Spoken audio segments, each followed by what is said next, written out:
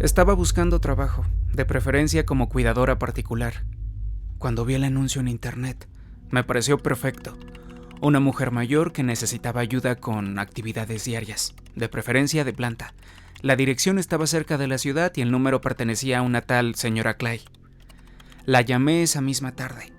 Su voz temblaba un poco, pero era amable. Me dijo que su hija se había ido a vivir al extranjero y que necesitaba ayuda. Me preguntó si podía pasar a verla la mañana siguiente. No lo dudé. Su voz me dio confianza, ya saben, ese tono de las señoras cuando llevan mucho tiempo solas. Al otro día tomé el primer autobús y llegué como a las 9 de la mañana. El vecindario se veía tranquilo, mucho. Sin tráfico, sin niños, ni siquiera se escuchaban perros ladrando. La casa estaba al final de un callejón sin salida. Se veía vieja y con la pintura desgastada. Cuando abrió la puerta se veía exactamente como me la imaginé. Frágil, pálida, delgada. Me sonrió. Le faltaban algunos dientes y me hizo pasar. La sala olía a medicina y a alfombra mojada. Me dijo que le dolían mucho las rodillas para moverse, así que necesitaba ayuda para cocinar y limpiar. Me ofreció té. Le dije que sí. Maldita la hora. Se fue a la cocina y yo me senté a la mesa a esperar. Mi bolso estaba junto a mi silla, todavía cerrado. De eso me acuerdo claramente. Escuché el tintineo de las tazas, el agua hirviendo y luego unos pasos que no eran de ella. Se escuchaban más pesados. Cuando me di la vuelta, un señor salió de atrás del pasillo. Tenía la cara sucia y los ojos abiertos. Antes de que pudiera siquiera hablar, me soltó un golpe con algo. No sé, era un tubo o no sé. Me dio en la cabeza. Caí al suelo. Todo se puso negro por un momento. Recuerdo el sabor a sangre en mi boca y la voz de la señora gritando algo, pero se escuchaba muy a lo lejos.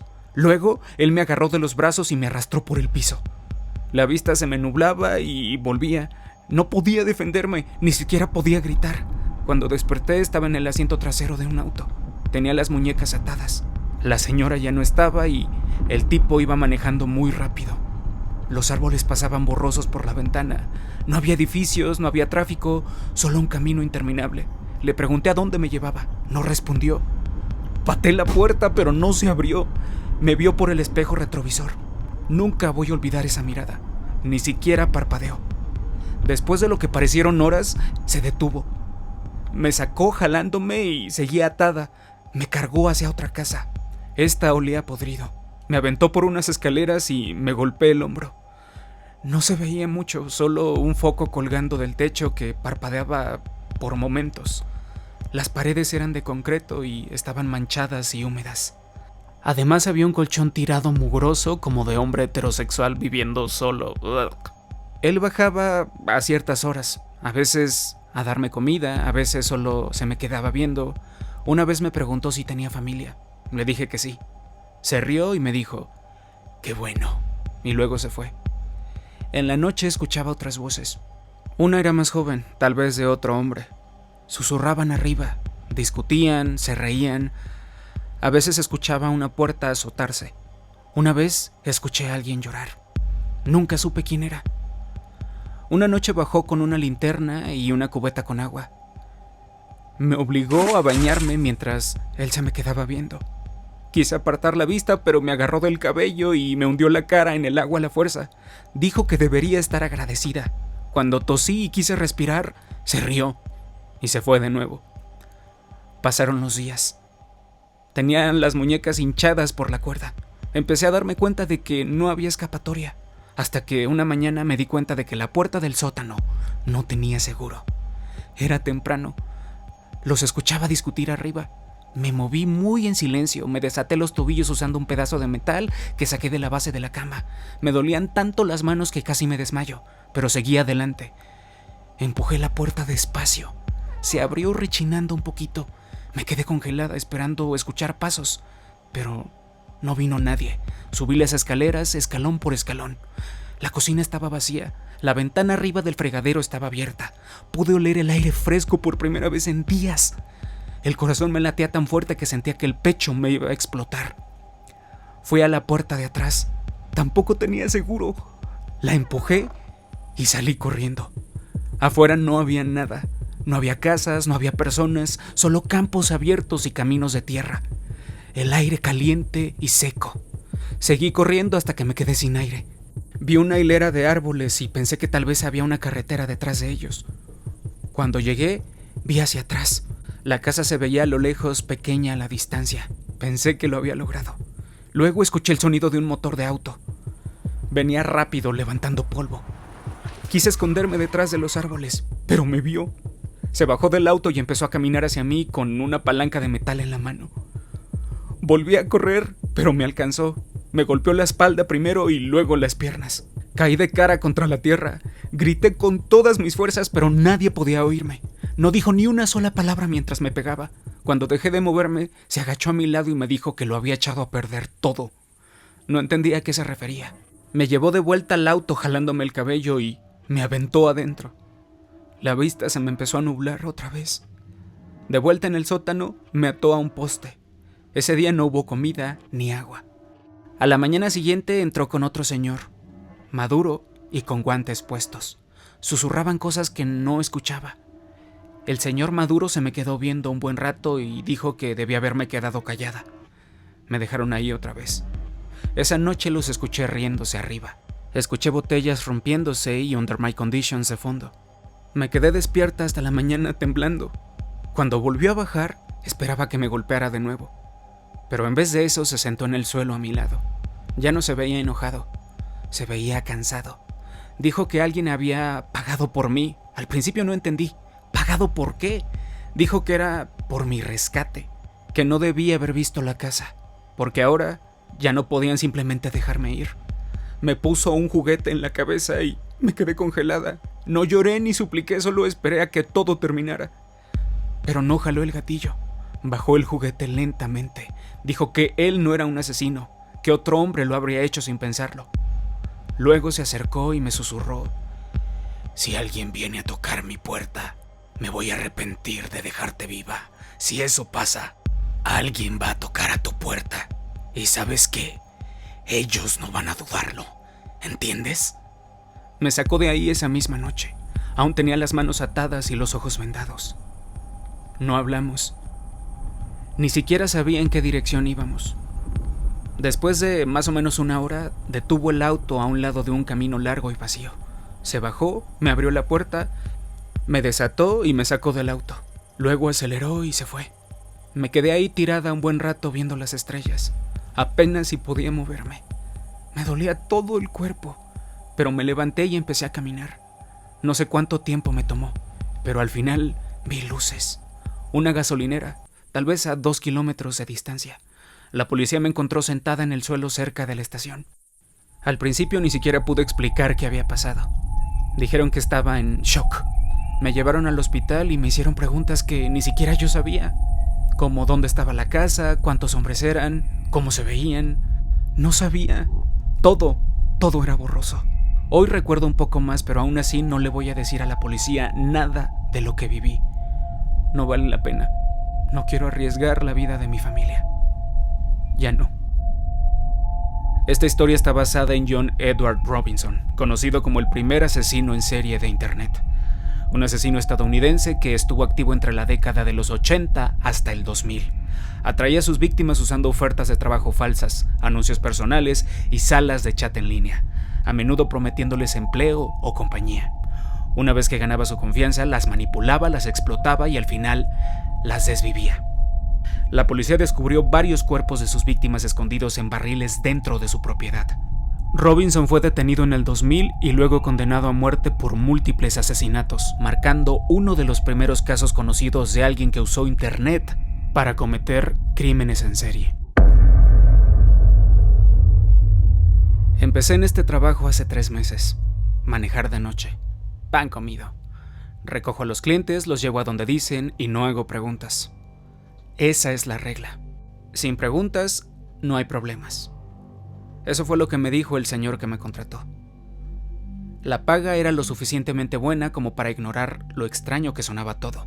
No firmé nada, solo me decía dónde ir y a qué hora. Siempre de noche, siempre en autos negros que no eran míos. Los pasajeros eran raros, siempre señores de traje, pero nunca mujeres ni niños. Nadie hablaba nunca. Solo subían, me daban una dirección y se quedaban viendo por la ventana o a sus teléfonos como si yo no existiera. Quise hacer una plática un par de veces, pero me veían como si hubiera roto alguna regla sagrada, así que dejé de hacerlo. Aprendí a manejar en silencio. Aún así, cada noche se sentía extraña. Por su forma de actuar, no era normal. Sus rostros eran demasiado inexpresivos y sus voces muy tranquilas cuando me daban las direcciones. Y a veces, cuando el auto se detenía en un semáforo en rojo, sentía sus miradas sobre mí. Veía por el espejo retrovisor y ellos me estaban viendo directamente, sin ninguna emoción, solo viéndome. Eso hacía que se me revolviera el estómago, pero necesitaba el dinero. Estaba atrasado con la renta y mis deudas se acumulaban, y este era el único trabajo al que no le importaban mis antecedentes. Así que seguí manejando. Hice como que no notaba lo mal que se sentía todo. Me llamaron como a medianoche para recoger a alguien afuera de un edificio en las oficinas del centro. Cuando llegué había 2 tipos de traje parados en la acera. Entre ellos había un señor sentado en una silla de ruedas. Tenía la cabeza un poco inclinada hacia un lado y llevaba lentes oscuros a pesar de que afuera estaba totalmente oscuro. Uno de los tipos me hizo una señal como si yo fuera un taxi.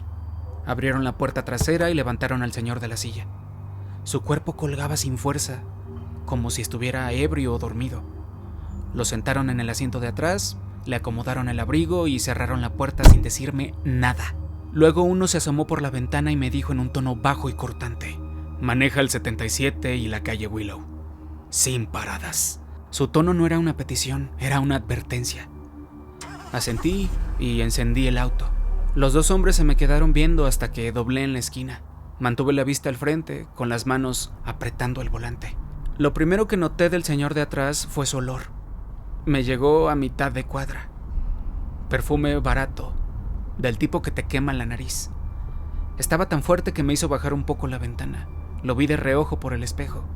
Estaba sentado derecho, viendo al frente con las manos en las rodillas, quieto, sin respirar fuerte ni moverse, solo sentado ahí.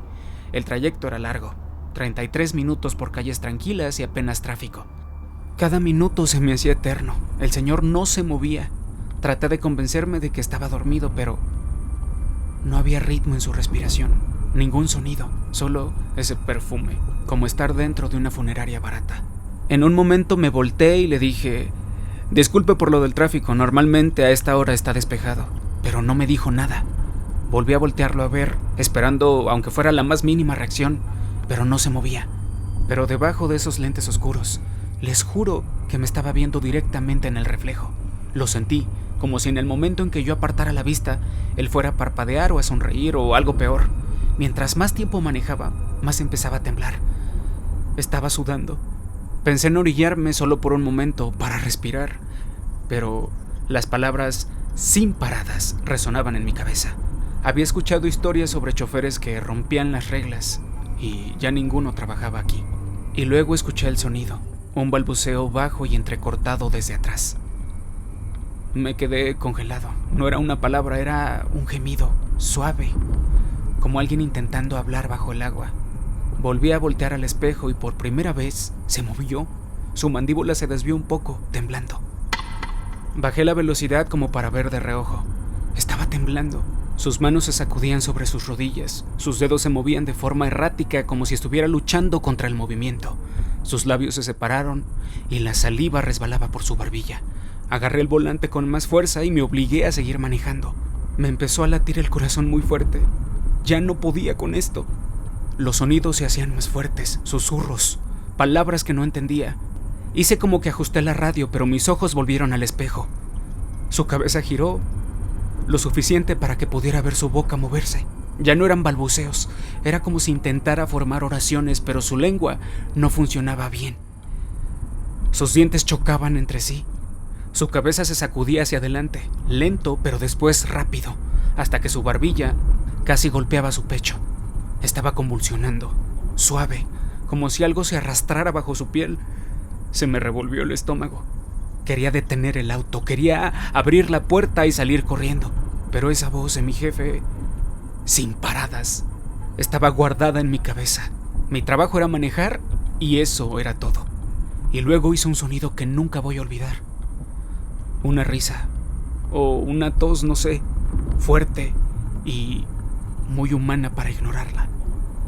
Presioné el acelerador con más fuerza. Mientras más rápido iba, más fuerte se ponía. Luego, de repente, silencio otra vez. No quería voltear, pero lo hice.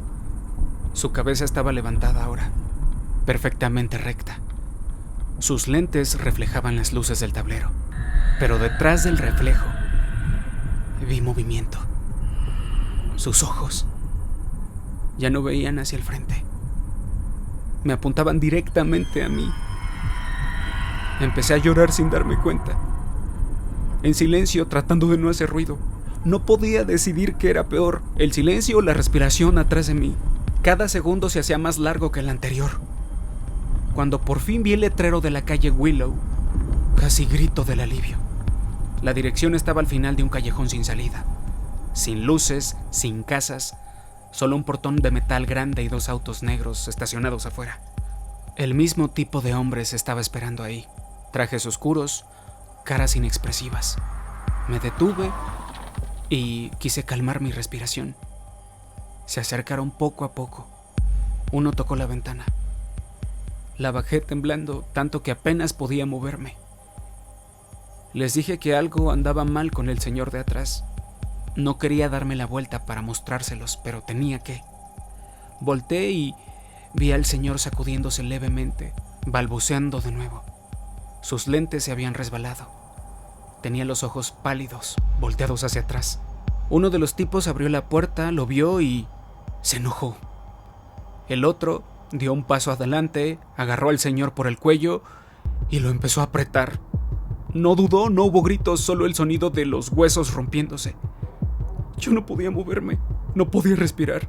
El asiento del conductor se sentía como un ataúd. El hombre del traje dejó caer el cuerpo al suelo como basura. Luego sacó su teléfono y empezó a gritarle a alguien. Estaba vivo. Tú me dijiste que lo habían procesado. Colgó y le costaba trabajo respirar. Me volteó a ver con los ojos llenos de furia. Antes de que reaccionara, metió la mano, me agarró de la nuca y me estrelló la cabeza contra el volante. Me zumbaron los oídos, todo me daba vueltas. Se inclinó y me susurró entre dientes. Tú no viste nada, ¿me oíste? No escuchaste nada. Tú manejas cuando llamamos. Eso es lo único que haces. Asentí y apenas podía ver por la sangre en mis ojos. No recuerdo haber manejado a mi casa. Lo único que recuerdo es que estaba en mi cama, todavía con la ropa de mi trabajo. Mi teléfono vibró a mediodía. Un mensaje de la empresa. Te recogemos a la 1 a.m. No llegues tarde. Sin explicaciones ni disculpas. Solo eso. Esa noche me presenté como siempre. El mismo auto, el mismo olor aromatizante barato. La cabeza todavía me dolía y la sangre seca en la línea del cabello me daba comezón. Las calles estaban vacías de nuevo. Cada sombra parecía ser uno de esos tipos esperándome. Los pasajeros no hablaron, no me miraron. Parecía que no había pasado nada, pero yo no podía evitar acordarme de cuando le rompieron el cuello al señor frente a mí. Cada vez que parpadeaba, lo veía. La forma en que su cuerpo tuvo un último espasmo y la forma en que el otro tipo ni siquiera se inmutó. Ahora cada vez que manejo siento que hay alguien en el asiento de atrás, incluso cuando está vacío. A veces reviso el espejo y juro que lo veo sentado ahí, con la cabeza inclinada, con los lentes puestos. Ese mismo maldito perfume barato apestando el auto. Ya pasaron 2 meses desde ese día. Sigo manejando para ellos. No puedo renunciar. Cada noche me mandan a nuevas direcciones, nuevos pasajeros, nuevos nombres, sin explicaciones. Yo solo manejo.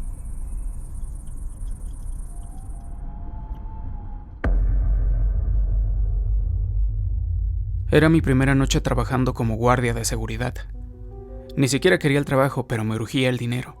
El lugar era una especie de centro de diversión estachado, lleno de máquinas de videojuegos, pequeños restaurantes y un escenario con animatrónicos. La empresa había reabierto después de años cerrada. Le decían Funland. A mí no se me hacía nada divertida. Mi turno empezaba a medianoche. El gerente, un tipo bajito con cabello grasoso, me dio el recorrido habitual: baño, salida, sala de seguridad, sala de descanso. Todo olía a polvo y a plástico. Cuando se fue, cerré la puerta con llave detrás de él y me senté frente a los monitores. Había 8 cámaras, la mayoría mostraba pasillos vacíos y salas llenas de máquinas de arcade. Revisé mi teléfono y no tenía señal. Era de esperarse. Las paredes eran de concreto grueso. Me dieron un teléfono fijo para usar en caso de emergencias. Parecía que no lo habían tocado en años. Durante las primeras 2 horas no pasó nada.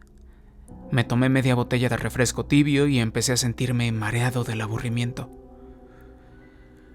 Mis ojos vagaban entre las pantallas y bueno, después en algún rincón de una cámara creí ver movimientos.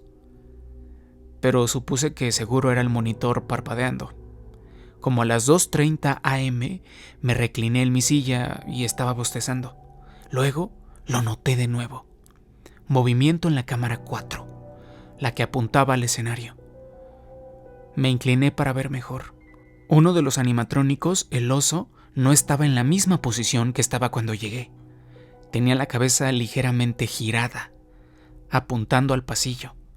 Al principio pensé que a lo mejor el equipo de limpieza lo había movido antes de cerrar. Intenté cambiar a otras cámaras. Todo lo demás se veía normal. El área de comida, los pasillos, la salida trasera, todo vacío. Volví a la cámara 4. El oso ya no estaba. Me quedé frío. No escuché pasos, ningún ruido, solo el zumbido de los monitores y mi propia respiración. Cambié de cámara rápido, tratando de encontrarlo, y luego lo vi. Alguien o algo con un traje de oso parado cerca de las máquinas de arcade. Por un momento pensé que tal vez era una broma, pero el lugar estaba cerrado. Se suponía que nadie debía estar aquí. Agarré el teléfono fijo y llamé a la gerente. No daba tono. Habían cortado la línea. Saqué mi celular otra vez. Seguía sin señal. Me empezó a dar ansiedad. Quienquiera que estuviera dentro había desactivado todo. Me levanté de la silla y le puse seguro a la puerta de la sala de seguridad. Me temblaban las manos. La habitación no tenía ventanas, solo una puerta de madera y un banco de monitores. Revisé la cámara otra vez. Ahora había más de ellos. 3 botargas. Una disfrazada de zorro, otra de pájaro y el oso de nuevo. Caminaban por los pasillos como si supieran exactamente a dónde ir. Quise calmarme. A lo mejor solo era un grupo de vándalos disfrazados. Tal vez estaba exagerando. Pero cuando acerqué la imagen, vi la tela de los trajes, sucia, rota y empapada alrededor de la boca. No eran disfraces nuevos. Cambié de cámara para seguir sus movimientos. Uno de ellos se detuvo y vio directamente a la cámara. Inclinó la cabeza lentamente como si estuviera escuchando. Los otros se dispersaron. Uno iba hacia mi sección. Me quedé quieto. Los latidos de mi corazón se sentían como martillazos en mi pecho. Apagué las luces del monitor y esperé en la oscuridad. Luego escuché un ruido desde el pasillo. Pasos suaves y después un sonido como de arrastre. Algo rozaba contra la puerta. Empezaron a golpearla. Primero suave y luego más fuerte. Cada golpe hacía temblar las bisagras. Agarré un tubo de metal que estaba apoyado contra la pared. La única cosa entre ellos y yo era esa puerta. Luego, los golpes se detuvieron. Silencio. Esperé, escuchando. Y luego escuché una risa. No era robótica, era humana. Cuando volví a encender los monitores, vi a uno parado justo afuera de la sala de seguridad, agarrando algo largo y brillante. Una palanca de metal. Los demás caminaban alrededor del edificio, apagando las luces a medida que avanzaban. Conocían el plano. Me estaban cazando. Busqué otra salida. Había un conducto de ventilación cerca de la esquina, pero era muy pequeño para pasar por ahí. Solo podía quedarme escondido y esperar a que se aburrieran. Miré una cámara mientras la figura con cabeza de zorro se arrodillaba y la miraba fijamente. Saludó con la mano. Luego, la pantalla se puso negra. Los siguientes minutos parecieron eternos. Me senté en el suelo agarrando el tubo, respirando en silencio. Luego las luces de la habitación parpadearon. La energía no se cortó por completo, solo lo suficiente para hacer que la habitación se pusiera oscura. Escuché algo afuera, como metal raspando contra el piso.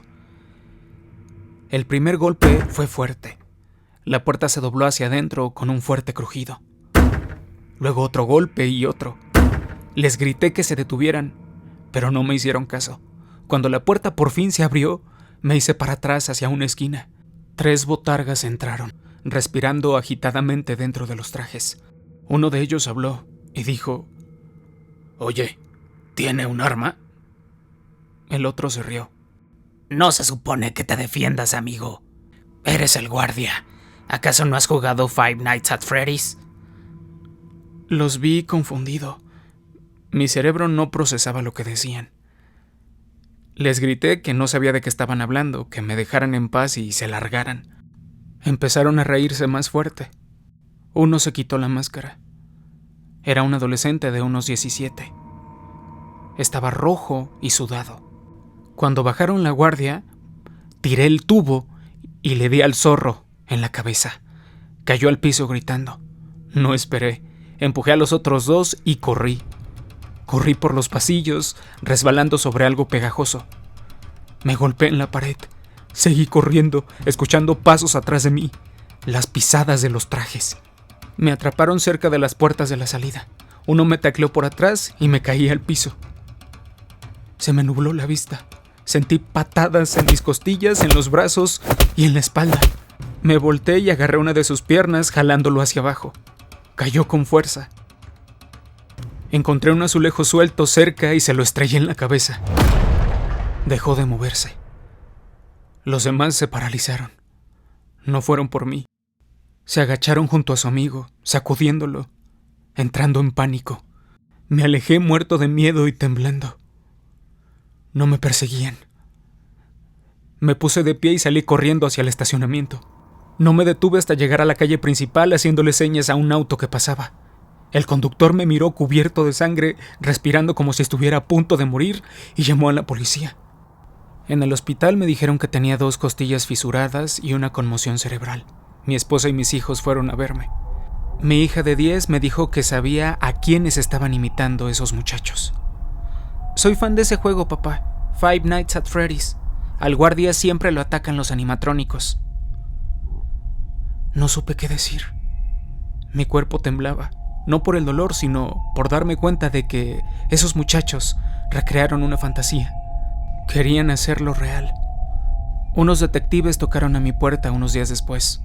Me dijeron que encontraron la sangre, pero ningún cuerpo. Todas las grabaciones fueron destruidas y el lugar era un desastre. Nunca volví a ese lugar. Y no pienso hacerlo. Arándano 13 presentó 3 historias de terror de mi primer día de trabajo. Oigan, no hubo video ayer domingo porque estaba horriblemente mal. La pasé muy mal el fin de semana. Por suerte, hoy lunes ya reviví. Les traigo este video. Por favor, suscríbanse. Suscríbanse. Bienvenidos a los miembros del canal. Creo que se unieron 3 personas más, ya somos 6 miembros del canal.